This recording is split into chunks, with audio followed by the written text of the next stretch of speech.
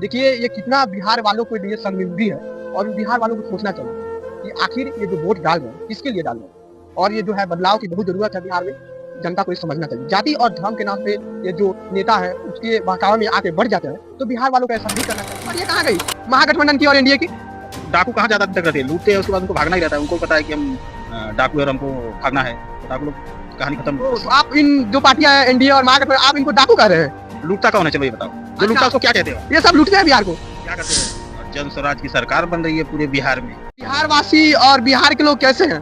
अच्छे हैं। Now express 24 में आप सभी का स्वागत है।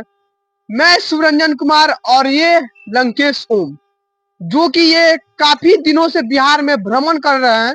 चलिए इनसे जानने की कोशिश कर रहे हैं कि बिहार में अब तक क्या क्या देखे हैं। तो लंकेश जी, आप बिहार में अभी तो क्या क्या देखे हैं? भाई मैं तो लगभग पूरे बिहार का दौरा कर चुका हूँ। जहाँ जहाँ जन स्वराज के प्रत्याशी खड़े हैं मैं सब जगह दौरा किया, सब जगह देखा। जहाँ तक गया मुझे अच्छा लगा बिहार। अच्छा लंकेश जी, हमको बताइए कि बिहार में बिहार वासी और बिहार के लोग कैसे हैं? अच्छे हैं, बढ़िया है, बहुत बढ़िया। देखिए कहा जाता है कि बिहार एक ऐसा चीज है, बिहार एक ऐसा राज्य है जो जो भी कोई बिहार में आता है तो बिहार के लोगों के लिए एक अच्छा उनके प्रति सोचते हैं और बिहार उनके लिए एक अच्छा राज्य बन जाता है। तो लंकेश जी हमको ये बताइए, आप आए जन स्वराज की तरफ से, मनीष कश्यप के साथ उनके पार्टी के साथ आप उनको सपोर्ट कर रहे हैं, तो मन कैसा लग रहा है आपको? बहुत अच्छा लग रहा है भाई। पार्टी चुन के आ रही है, जीत के आ रही है। मनीष भाई जी जीत के आ रहे हैं और जन स्वराज की सरकार बन रही है पूरे बिहार में। पूरे बिहार में जन स्वराज की सरकार? जी जी जी, एकदम चुन के आ रही है, पूरे बिहार से चुन के आ रही है और जन स्वराज की सरकार बन रही है। और ये सारे पार्टियां कहाँ गई, महागठबंधन की और एनडीए की? डाकू कहाँ ज्यादा दिन तक रहते हैं, लूटते हैं उसके बाद उनको भागना ही रहता है। उनको भी पता है कि हम डाकू है और हमको भागना है, तो डाकू लोग कहानी खत्म बस। तो आप इन जो पार्टियां हैं एनडीए और महागठबंधन, आप इनको डाकू कह रहे हैं? लूटता कौन है, चलो ये बताओ। जो लूटता उसको क्या कहते हो? ये सब लूटते हैं बिहार को। क्या करते हैं? अभी आप बिहार आप भी घूम के देखो कि क्या हो रहा है। लोगों से पूछो कि क्या हो रहा है। लूट नहीं रहे तो क्या कर रहे हैं? क्या कर रहे हैं आप बताओ, इसको क्या बोलते हैं? लूटने वाले को क्या नाम देते हो आप? अच्छा डाकू ही करते हैं। अच्छा एक और बताइए, आप जो जन स्वराज के सूत्रधार प्रशांत किशोर जी है, उनके ऊपर भी कई आरोप लग रहे हैं कि वो भी जो है डाकू के समान काम कर रहे हैं, बिहार को लूटने का काम कर रहे हैं। क्या इस पर क्या कहिएगा? प्रशांत सर लूटने का काम करते थे तो अमेरिका जाते थे, लंदन जाते थे, पेरिस जाते थे। उन्होंने वहां का ऑफर ठुकरा के, वहां के लोगों को मना करके, यहाँ तक कि केंद्र को, हिंदुस्तान को भी मना कर दिए।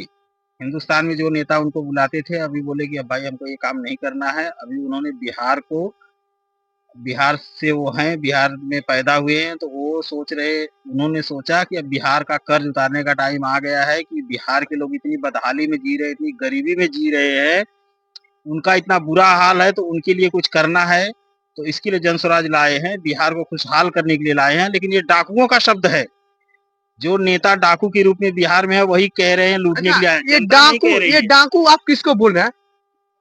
बिहार के जो नेता आजादी से अब तक लूटते हुए आए हैं वो डाकू नहीं तो क्या है? ये बताओ मुझे कि जैसे मुंबई हो गया, कोलकाता हो गया, दिल्ली हो गया, सब साथ में आजाद हुए।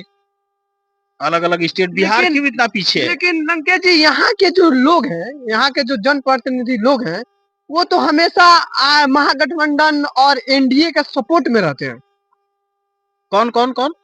यहाँ के जो लोग हैं वो एनडीए और महागठबंधन के सपोर्ट में रहते हैं। अभी के समय में आप जाइएगा, कुछ ग्रामीण लोगों के पास जाइएगा पूछने, तो हमेशा एनडीए और महागठबंधन के सपोर्ट में कुछ बोलते हैं। अभी तक वही दोनों थे। अभी जन स्वराज आई है तीसरा विकल्प बन के, और उनकी मजबूरी थी। उनकी मजबूरी ये थी कि अब जैसे वो 5 किलो अनाज दे रहे हैं, कुछ ऐसा लालच दे रहे हैं, तो पब्लिक को, बिहार की जनता को इस तरह से गुमराह करके अपाहिज कर दिए हैं कि उनको ना बोल सकते हैं। उनको, उनसे सारा अधिकार छीन लिए हैं। उनके कहे, सरकार के कहे अनुसार पब्लिक काम करे, बस उस जगह पे लाके बिहार को खड़ा कर दिए हैं। बिहार के लोगों को लाके खड़ा कर दिए हैं और अपनी मनमानी कर रहे हैं। तो देखिए लंकेश जी का कहना है कि बिहार में जो जो कई सालों से जो एनडीए और महागठबंधन, एनडीए की सरकार जो है नरेंद्र मोदी जी की, बिहार में का अभी तक स्थिति जो है पूरा खराब है। ना यहाँ पे शिक्षा का सुधार हुआ है, ना अस्पतालों का सुधार हुआ है। तो लंकेश जी का कहना है कि ये जितने भी जो पार्टियाँ ये सब डाकू हैं, बिहार को लूटने का काम कर रही है और अभी तक लूट रही है। क्या लंकेश जी सही कहा ना? जी, बिल्कुल सही, अभी तक लूट रहे हैं, लेकिन 14 तारीख के बाद में जनस्वराज की सरकार बन रही है, फिर सारे लुटेरे जो मुख्य सारे लुटेरे हैं वो सब जेल में होंगे। यहाँ की जनता खुद बोलेगी कि इनको जेल में डालो।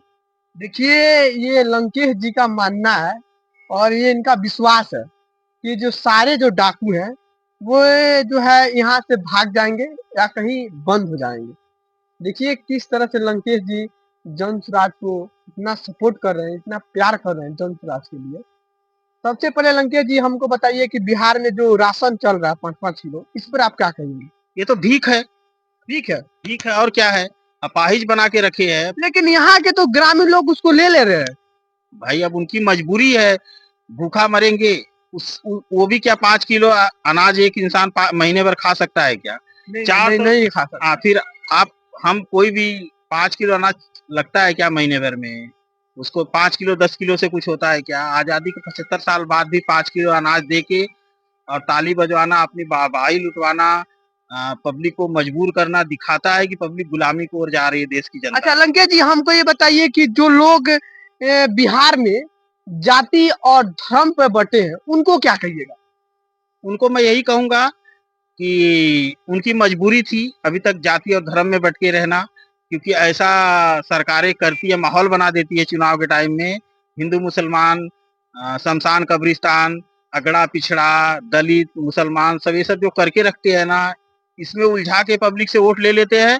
बाद में हिंदू मुसलमान सिख ईसाई सबको, दलित कुछ भी ए टू जेड जो भी कह लो, फिर सब लोग 5 साल तक है ना गरीबी के आटे चक्की में पीसते हैं। अच्छा आपका ये मानना है। तो सबसे पहले आप जो क्या आप गरीबों का सपोर्ट करते हैं? बिल्कुल जन स्वराज तो गरीबों के लिए ही। कहीं आप तो छोटे और उच्च जाति का लोगों से नहीं भेदभाव नहीं नहीं नहीं क्या नहीं नहीं करते हैं? जी, जन स्वराज ऐसी पार्टी है जिसमें पशु पक्षी से लेके इंसान तक सबकी रक्षा की जाएगी, सबको एक नजरों से देखा जाएगा, चींटी से लेके इंसान तक को एक नजरों से देखा जाएगा। यहाँ हिंदू मुसलमान सिख ईसाई कुछ भी नहीं होगा, सिर्फ जात होगी, बिना जात विहीन लोग होंगे, सिर्फ इंसानियत रहेगी। जात का कोई बोलबाला नहीं रहेगा, सिर्फ इंसानियत का बोलबाला रहेगा और एक दूसरे को लोग प्यार करेंगे। जन स्वराज के आते ही पूरी तरह से राम राज्य में हो जाएगा, बिहार खुशहाल हो जाएगा, पूरी तरह से प्रसन्न हो जाएगा, सब सारी समस्याएं खत्म हो जाएंगी, पूरी तरह से खुशहाल हो जाएगा। अच्छा लंकेश जी, जो जन स्वराज प्रशांत किशोर का ये जो 5 वादे हैं, क्या ये 5 वादे पूरा होंगे? उससे भी ज्यादा होंगे। वो तो चलो ठीक है इतना बोल दिए, लेकिन सबको जो पब्लिक नहीं सोच के रखी है कि हमको ये सुख सुविधा चाहिए, वो भी उसको मिलेगा पब्लिक को। जन स्वराज आ रही 14 के बाद सरकार बनती है तो जनता को पता चलेगा आजादी के बाद से इतना वोट दे के अपने ही पैर में कुल्हाड़ी मार के बैठे हैं, अपने ही हाथों से अपना गला दबा के रखे हैं। नेताओं ने ऐसा खेल खेला है कि नहीं तो बिहार आज इतने आगे होता था, इतने आगे होता था कि जैसे लोग मुंबई दिल्ली कोलकाता से खुद यहाँ कमाने आते थे, लेकिन यहाँ के पब्लिक को, यहाँ के यंगस्टर को, यहाँ के बूढ़े लोगों को मजबूर कर दिए हैं पलायन के लिए। मजबूरी में बूढ़े लोग भी जाते हैं जिनकी उम्र हो गई आराम करने की, वो भी बाहर चौकीदारी करते हुए कुछ छोटे मोटे काम करते हुए दिखते हैं। यंगस्टर को का तो है ही है पलायन। तो इस मुद्दे बहुत से ढेर सारे हैं, बातें बहुत ढेर सारी हैं, सब चीज का निवारण होगा। जन स्वराज इसलिए आई है कि बिहार को सर्वगुण संपन्न करेगी, पूरी तरह से खुशहाल करेगी। यही जन स्वराज का विजन है, यही पीके सर का सपना है। और वो पीके सर जीते मतलब ऐसा खुली आंखों से सपना देखते हैं, यूं कहे तो बंद आंखों से सपना नहीं देखते हैं और उसको पूरा करके रहते हैं और 100% पूरा होगा। पब्लिक को जन स्वराज को समझना ही पड़ेगा और जन स्वराज आ रही तो है। देखिए ये जो ओम लंकेश ओम जी है, ये दूसरे राज्य से आए हैं और इनको आने कितना दिन हुआ आपको? पिछले 17 तारीख से मैं हूँ यहाँ। तो देखिए पिछले 17 तारीख से बिहार में है। लेकिन आज जो है इन बिहार वासियों के लिए और बिहार के जो लोग हैं, उनके प्रति इनका सोच अलग है। ये नहीं चाहते हैं कि बिहार वासी, बिहार के लोग दूसरे राज्य में जाए काम करे, नौकरी-वोकरी करे या गार्ड वगैरह का काम है वो करे। देखिए ये कितना बिहार वालों के लिए शर्मिंदगी है और उन बिहार वालों को सोचना चाहिए कि आखिर ये जो वोट डाल रहे हैं, किसके लिए डाल रहे हैं? और ये जो है बदलाव की बहुत ज़रूरत है बिहार में, जनता को ये समझना चाहिए। जाति और धर्म के नाम पे ये जो नेता हैं, उसके बहकावे में आके बढ़ जाते हैं, तो बिहार वालों को ऐसा नहीं करना चाहिए। बहुत-बहुत धन्यवाद, आप मेरे चैनल में जुड़े हैं और बने रहिए नाउ एक्सप्रेस 24 में। तब तक के लिए जय हिंद।